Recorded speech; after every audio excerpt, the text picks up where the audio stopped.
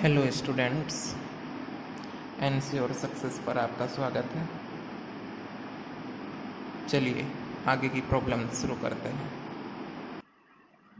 Question number 4 है हमारे पास, sec 10 root x, यानी फंक्शन है sec 10 अंडर रूट एक्स। इसको हमको डिफ्रेंशिएट करना है। प्रीवियस वीडियो में मैंने आपको डिटेल्ड एक्सप्लेनेशन दी थी क्वेश्चंस की। यहाँ पर हम थोड़ा सॉर्ट करेंगे, थोड़ा। देखिए, जो भी हमें फंक्शन मिला है उसको लेट कर लेना है y। Let y equal sec 10 under root X.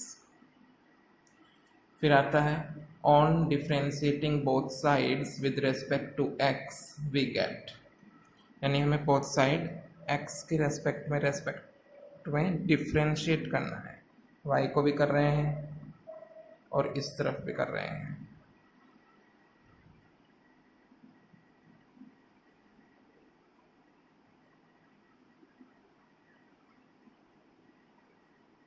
Okay students, फॉर्मूले हम पहले ही डिस्कस कर चुके हैं प्रीवियस वीडियो में।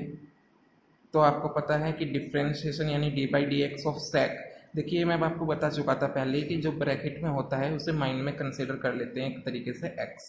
तो यानी ये लिखा हुआ है सेक और एक्स।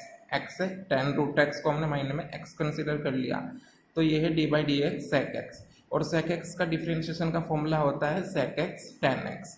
तो उसी बेसिस पे हम इसको लिखेंगे सेक एक्स किसे कंसिडर किया था हमने, 10 अंडर रूट एक्स को। तो ये हुआ एक तरीके से सेक एक्स और 10x। एक्स है 10 अंडर रूट एक्स।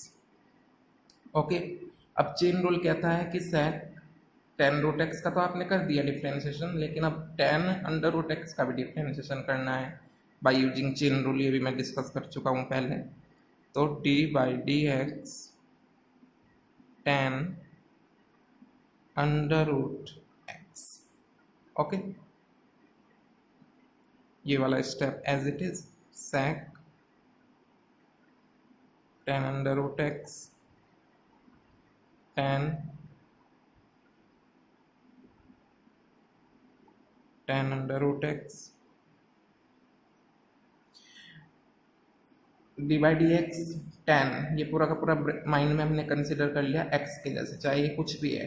तो 10x का डेरिवेटिव यानी डिफ्रेंशिएशन होता है sec स्क्वायर x। 10x का डेरिवेटिव होता है sec स्क्वायर x। फॉर्मूले हम डिस्कस कर चुके डिटेल में। मैंने आपको बताया था पहले वीडियो में कि ब्रैकेट में हम रीजन में दे सकते हैं जो भी फॉर्मूला हम यूज़ करते हैं। ओके, अब 10 एक तरीके से रूट एक्स, 10 रूट एक्स का तो डिफ्रेंशिएशन हो गया, लेकिन बाय यूजिंग चेन रूल बचता है अंडर रूट एक्स। तो D by D x of under root x, ये as it is sec 10 under root x 10 under root x sec square under root x. और देखिए, जो ये अंडर रूट एक्स से लिखा जा सकता है एक्स की पावर 1/2, एक्स की पावर 1/2, यानी यहाँ पर फॉर्मूला लगेगा X raise to the power n। Formula होता है n एक्स की पावर n-1, यानी 1/2 इसकी पावर है तो होता है 1/2 एक्स की पावर 1/2 -1, यानी 1/2 एक्स की पावर -1/2। और उस -1/2 को अपॉन के नीचे लाके हम बना सकते हैं +1/2। तो ये हो जाएगा 1/2 एक्स की पावर 1/2 यानी रूट एक्स। एक अलग वीडियो में आपको एक्सप्लेन भी कर देंगे अंडर रूट एक्स का डेरिवेटिव कैसे किया है हमने। Therefore D Y by D X equal होगा, इस 1/2 रूट एक्स को स्टूडेंट्स हम पहले नोट कर लेंगे और बाकी सब कुछ एज इट इज।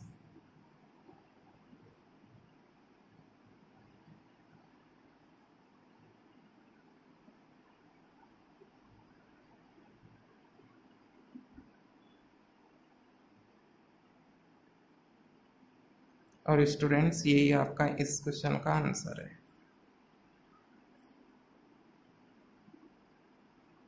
मेथड में आपको समझा चुका था पहले भी, सिंपल फॉर्मूले हमने लगाए हैं, चेन रूल अप्लाई किया है। चलिए स्टूडेंट नेक्स्ट क्वेश्चन देखते हैं, question number 5, sine ax plus B upon cos cx plus D. अगर आप इस क्वेश्चन को देख रहे हैं स्टूडेंट्स तो आप एक बात बड़ी क्लियर दिख रही होगी आपको कि यहाँ पर एक फंक्शन ऊपर है और एक फंक्शन अपॉन के नीचे, यानी एक तरीके से ये फॉर्म हो गई कोसेंट रूल वाली।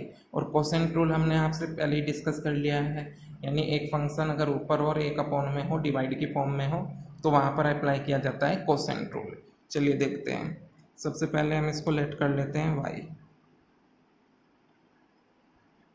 हमने इसको y कंसिडर कर लिया है पहले के जैसे ही। On differentiating both side with respect to x we get d by D x कर देते हैं, both side d by D x कर दिया, यहाँ पर भी और यहाँ पर भी। अब अप्लाई करते हैं हम यहाँ पर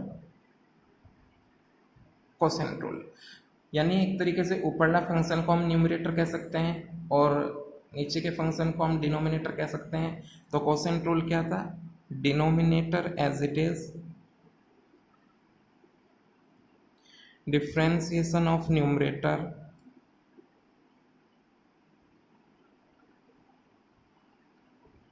minus numerator as it is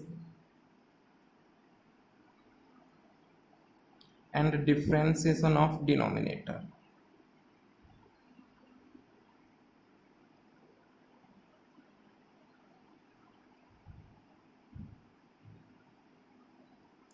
upon denominator whole square.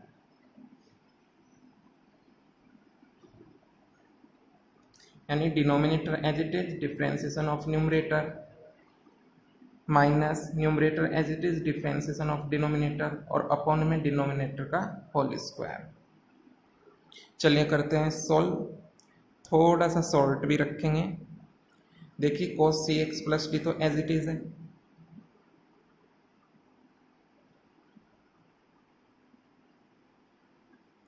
अब साइन मैंने आपको पहले ही बताया था, ब्रैकेट में जो कुछ भी हो माइंड में उसे x कंसीडर कर लो। तो एक तरीके से डी बाई डी एक्स हो रहा है, साइन x का फॉर्मूला होता है cos x और x क्या है ax प्लस बी। ओके, अब चेन रूल कहता है कि साइन ax प्लस बी का तो डेरिवेटिव हो गया, लेकिन ax प्लस बी का भी डी बाई डी एक्स है, ये ax प्लस बी का भी करना है हमने। ओके, फिर माइनस है, ये term as it is sine ax plus B D by D x of cos x C x plus D को हमने माइंड में x मान लिया, cos x का होता है, ब्रैकेट में लिख देता हूँ, cos x का होता है माइनस के साइन x और x है सी एक्स प्लस डी। ये माइनस की वजह से मैंने ब्रैकेट में ले लिया क्योंकि माइनस बाद जाके इस वाले नेगेटिव को पॉजिटिव कर देगा। अब देखिए cos x का तो हमने कर दिया, यानी माइनस के साइन x, x हमने कंसिडर किया था सी एक्स प्लस डी को, लेकिन चेन रूल के अकॉर्डिंग डिफ्रेंशिएशन करना है हमें D by D X C x plus D का भी, सी एक्स प्लस डी का भी। ओके, और होल अपॉन में पूरे के अपॉन में है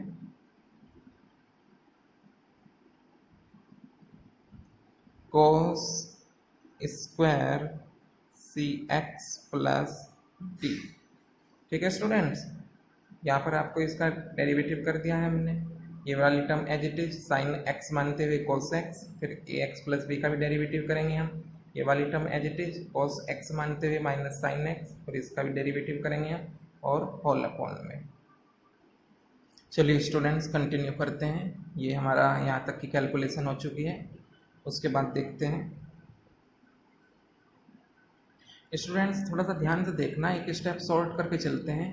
देखिए d by D x of a x, a है कांस्टेंट बाहर आ गया, और d by D x of x पहले वाले क्वेश्चन में मैंने आपको एक्सप्लेन की थी ऐसी condition, D x by D x होता है 1, यानी किसी भी फंक्शन का डिफ्रेंशिएशन उसी के रेस्पेक्ट में किया जाए तो वो 1 होगा। तो यानी a इंटू 1 a आया, फिर D by D x of B कहेंगे तो b है कांस्टेंट तो होगा 0, यानी ये हुआ a इंटू 1 प्लस 0, क्योंकि b कांस्टेंट है उसका होगा 0, तो यहाँ से सीधा a आता है और a को हम लिखेंगे फिर यहाँ पर सबसे शुरुआत में a। समझ में आया होगा आपके। cos cx plus D as it is cos ax plus b as it is, और यहाँ से जो a आया था वो हमने यहाँ पर लिख दिया है। अब देखिए स्टूडेंट्स, एक निगेटिव ये है और मल्टीप्लाई में एक निगेटिव ये है, तो निगेटिव से निगेटिव प्रोडक्ट होने के कारण हुआ पॉजिटिव। सिमिलरली स्टूडेंट्स, जब डी बाई डी एक्स करेंगे हम, जब डी बाई डी एक्स करेंगे हम सी एक्स प्लस डी का, तो क्या होगा, सी तो है कांस्टेंट, सी को लिया हमने कॉमन बाहर, बचता क्या है, D by D x of x यानी 1, यानी c into 1 plus d by D x of d, d है कांस्टेंट, किसी भी कांस्टेंट का डेरिवेटिव होता है 0, तो यानी ये हुआ 0, तो बचा क्या, सी इंटू 1 प्लस 0, यानी अकेला सी बचता है। उस सी को हम लिखते हैं पहले, और बाकी जो हमारे पास था जैसे sign a x plus B और sine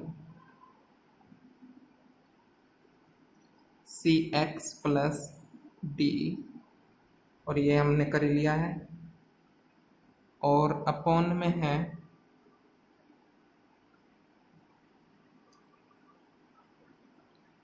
cos square C x plus d.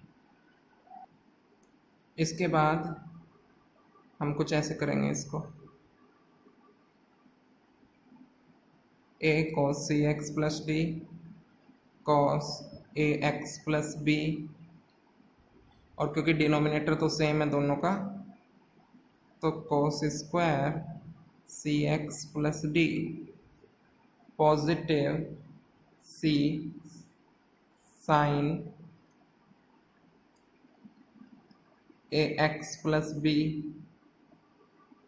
Sign c x plus D, और डिनोमिनेटर यहाँ पर भी, यानी डिनोमिनेटर को हमने पॉजिटिव से इधर और उधर अलग अलग कर लिया। ओके, अब देखिए जरा स्टूडेंट्स, अब यहाँ पर cos सी एक्स प्लस डी है, डिनोमिनेटर में cos square C x plus D है, यानी इसने इसकी एक पावर कैंसिल आउट कर दी, तो बचता क्या है, a cos A x plus B numerator में, क्योंकि इसने इसकी एक पावर कैंसिल आउट कर दी, और डिनोमिनेटर में cos C x plus D plus C sign a x plus B sign c x plus d upon, देखिए जो ये cos square C x plus D लिखा हुआ है स्टूडेंट्स, इसको हम लिख सकते हैं ऐसे भी, cos सी एक्स प्लस डी और cos सी एक्स प्लस डी, यानी प्रोडक्ट की फॉर्म में कोई चेंज नहीं आता। अब जरा ध्यान से देखना, आप ए है एज इट इज, ठीक, cos A x plus b as it is,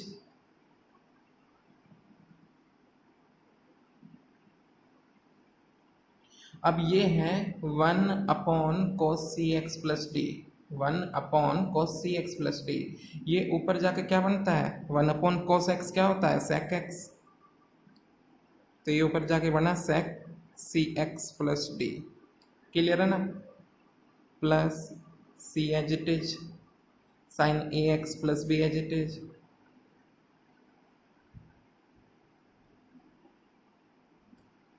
अब बड़े ध्यान से देखना student, sine c x plus d upon cos c x plus d, sine x upon cos x होता है tan एक्स, तो ये बना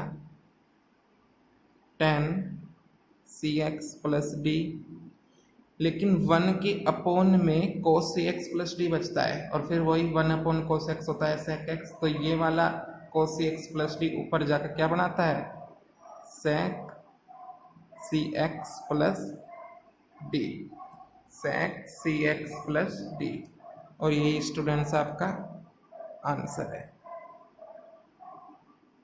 अगर आपको कोई डाउट हो तो आप कमेंट सेक्शन में डाउट अपना क्लियर कर सकते हैं।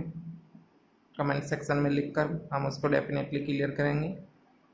और आंसर सक्सेस से जुड़िए, डिटेल एक्सप्लेनेशन मिलेगी आपको ईच टॉपिक की। कोशिश करेंगे ईच क्वेश्चन आपको सिंपल लैंग्वेज में और सिंपल मेथड में और बेस्ट तरीके से मिले बिल्कुल। Okay, thank you.